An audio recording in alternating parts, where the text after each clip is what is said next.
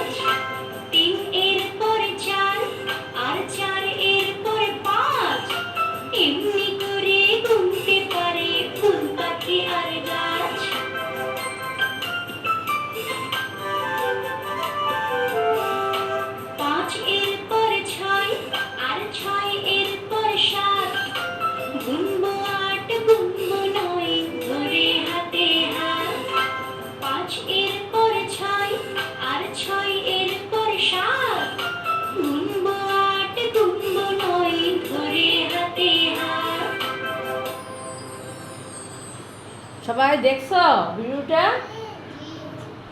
আচ্ছা, ধন্যবাদ সবাইকে।